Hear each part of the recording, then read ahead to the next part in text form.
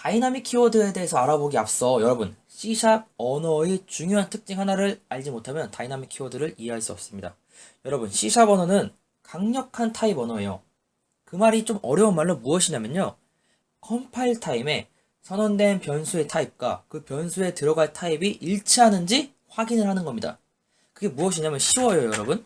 int num이라는 변수를 선언해 봤다고 생각해 봅시다. 여기에 스트링으로 24를 넣으면 C샵 개발자들은 알죠. 이게 컴파일 에러가 난다는 것을. 여러분, 제가 말씀드렸던 것처럼 선언된 변수의 타입과 그곳에 들어갈 데이터의 타입이 일치하는지 확인하는 것. 그게 C샵의 주요 특징입니다. 이런 강한 타입 언어의 특징 때문에 다른 언어에서 발생하는 형이 맞지 않아 생기는 에러를 굉장히 많이 줄일 수 있습니다. 아주 좋은 기능 중에 하나죠. 그럼 다이나믹 키워드는 뭐냐? 다이나믹 키워드는 이러한 컴파일 타임의 타입 체크를 런타임으로 밀겠다는 거예요. 자, 설명보다 코드를 보여드릴게요. 다이나믹으로 num1을 선언하고 이렇게 24 선언하겠습니다. 그리고 다시 한번 다이나믹 num2를 선언해서 이렇게 int형 24를 선언할게요. 보시는 바와 같이 에러가 나지 않습니다. 왜냐하면 다시 설명드릴게요. 얘는 변수의 타입이 결정되었기 때문에 거기에 들어가는 데이터 타입을 컴파일러는 얘로 맞추려고 할 거예요. 하지만 다이나믹 키워드는 제가 뭐라 그랬어요? 이런 컴파일 타임의 타입 체크를 런타임으로 미루겠다는 거예요. 그러니 지금 얘는 컴파일 타임의 어떤 타입일지 알 수가 없습니다. 런타임 때야말로 비로소 얘는 이렇게 선언한 것과 100% 똑같이 사용될 수가 있습니다. 아래도 마찬가지예요. int num2 24 이렇게 선언된 것과 100% 똑같이 활용될 수 있어요. 자 여러분 제가 말씀드렸죠.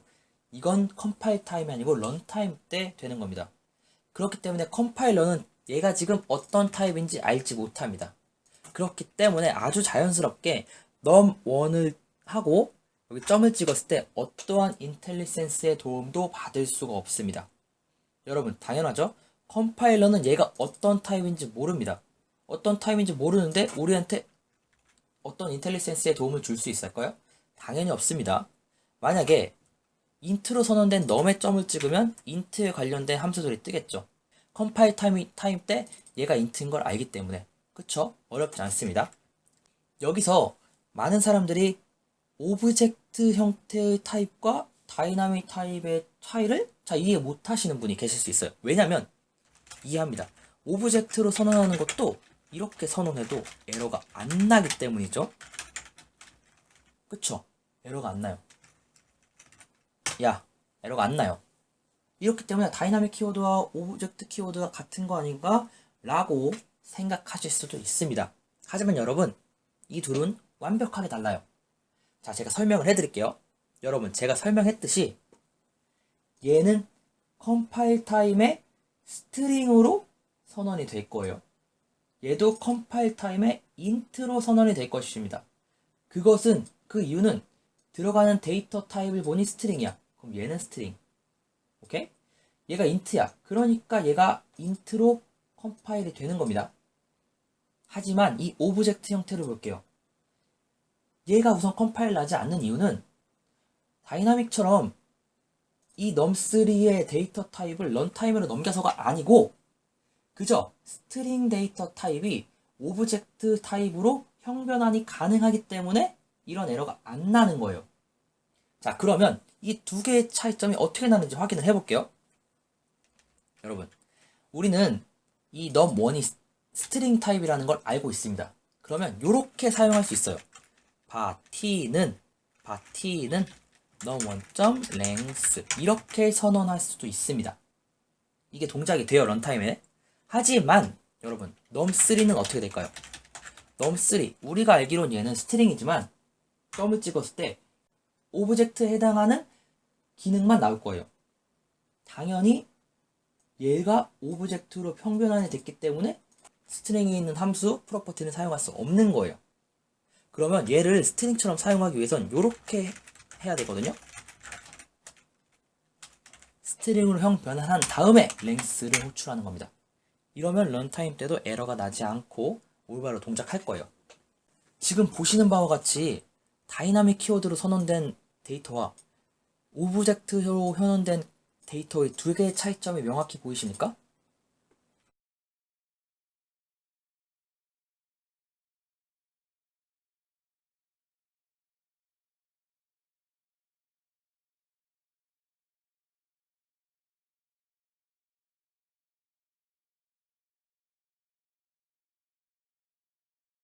다이나믹으로 선언되면 데이터 타입에 맞게 변수의 형태가 정해져요. 데이터 타입에 맞게 변수의 타입이 정해집니다. 하지만 오브젝트로 선언된 변수는 형변환돼서 들어가기 때문에 그에 맞는 형변환이 또 다시 필요하게 돼요. 형변환을 하면 박싱, 언박싱을 비롯해서 널 체크도 해야 되고 if문도 들어가야 되고 상당히 복잡해지게 됩니다. 그렇기 때문에 적세적소에 오브젝트가 들어갈 자리인지 다이나믹 키워드가 들어갈 자리인지 아시는 게 읽기 좋은 코드를 만드는데 꽤나 많은 도움이 될 것입니다. 그리고 여러분 하나만 더 설명할게요. 제가 설명드렸듯이 이 num1 다이나믹으로 선언된 이 num1이라는 건 컴파일러는 어떤 형태인지 알 수 없기 때문에 인텔리센스의 도움을 받을 수 없습니다. 그러면 휴먼 에러가 발생할 수 있어요. 이렇게 랭스를 적었어야 되는데 이렇게 적는 겁니다. 그럴 수도 있어요. 컴파일은 되겠죠. 하지만 런타임 때 여기서 에러가 날 것입니다. 왜냐면 스트링 형태의 이런 프로퍼티가 없기 때문에 에러가 나요. 런타임 바인더 익셉션이 나게 됩니다.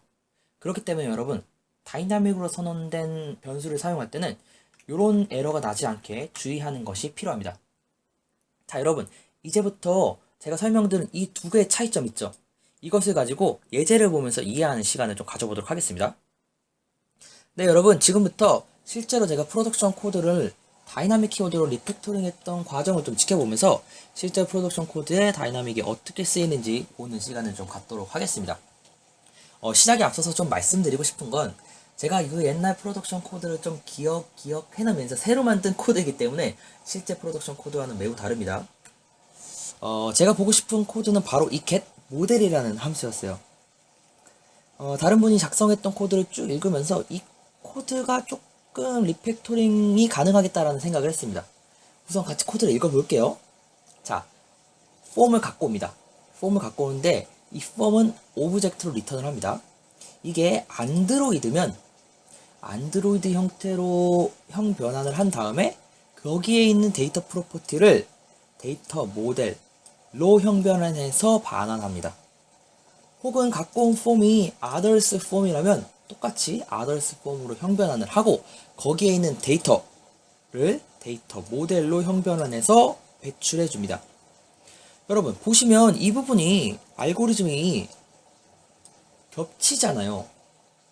같은 데이터 프로퍼티 접근해서 그것을 데이터 모델로 변환해서 리턴하는 것 알고리즘이 똑같잖아요. 그래서 저는 이 코드를 처음 봤을 때 이 부분을 어떻게 좀 리팩토링 할 수 있겠다라는 생각을 했습니다. 이 부분만 다르고 다 똑같네. 자, 그럼 얘를 뽑아볼까? 그리고 코드를 작성해 봅니다. 자, 폼을 먼저 받자. 폼을 먼저 받고 어차피 우리가 폼에 있는 데이터를 접근해서 그걸 그냥 형변해서 리턴하는 것밖에 없잖아. 그럼 이렇게 하자. 리턴 폼에 데이터를 이렇게 리턴하자 라고 생각했습니다. 보시면 이것과 완전히 똑같은 일을 하는 코드예요. 이게 만약에 널이라면 널이거나 데이터 모델로 변경될 수 없는 데이터라면 널을 반환하겠죠. 그렇기 때문에 이 부분까지 포함하는 완벽히 똑같은 행동을 하는 코드예요. 자, 지금 보고 계시겠지만 하지만 여기서 에러가 납니다. 왜 에러가 날까요? 자, 보세요 여러분. 아까도 설명드렸지만 이 함수는 오브젝트를 반환합니다. 그러니 얘는 오브젝트겠죠. 여러분 오브젝트에 데이터라는 프로퍼티가 있습니까? 오브젝트는 데이터가 없어요. 이거밖에 없어요. 데이터는 얘나 얘만 가지고 있는 프로퍼티입니다. 지금 현재 컴파일 타임의 얘의 형태인 오브젝트는 이런 프로퍼티를 갖고 있지 않기 때문에 컴파일 에러가 나는 겁니다. 자, 그러면 여기서 다이나믹으로 고치면 이 코드가 올바로 동작하는 코드가 됩니다. 자, 보시면 다이나믹으로 고쳤기 때문에 이 코드가 없어지긴 했지만 이게 어떻게 런타임에 돌아가는지 한번 하나씩 점검해 볼게요. 첫 번째, 이 if문을 탄다고 가정해 봅시다. 그러면 얘를 반환할 거예요. 그쵸? 그럼 우린 얘에 접근을 하고 싶어요. 그러면 잘 보세요. 다이나믹 키워드가 있기 때문에 런타임 때 얘는 실제로 이렇게 타입이 결정이 될 겁니다.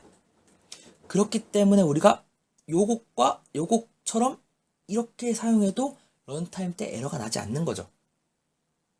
자, 반대로 이 if문을 타는 프로그램이라고 생각해 봅시다. 그러면 얘를 리턴할 거예요. 그럼 얘는 오브젝트가 아니고 런타임 때 이렇게 선언된 것과 같이 행동할 겁니다. 그렇기 때문에 이것과 이것은 똑같은 행동이에요. 그래서 런타임 때 에러가 나지 않을 것입니다. 물론 지금 생각을 하면 여러 가지 추상화 기법을 도입해서 이것에 접근할 수 있는 특별한 데이터 타입을 만들 수도 있겠지만 여러분이 작업하시는 코드는 10년 된 작업된 코드, 20년 작업된 코드일 수도 있습니다. 그렇기 때문에 다양성을 이용할 수 있게 추상화하는 작업이 때론 굉장히 복잡할 수도 있어요. 그렇다면 이렇게 다이나믹으로 문제를 해결하는 것도 하나의 방법이 될 수 있다는 겁니다. 여러분이 이 코드를 보시고 이 코드가 왜 이렇게 바뀌어도 문제가 없는지 그것만 이해하시면 될 것 같습니다.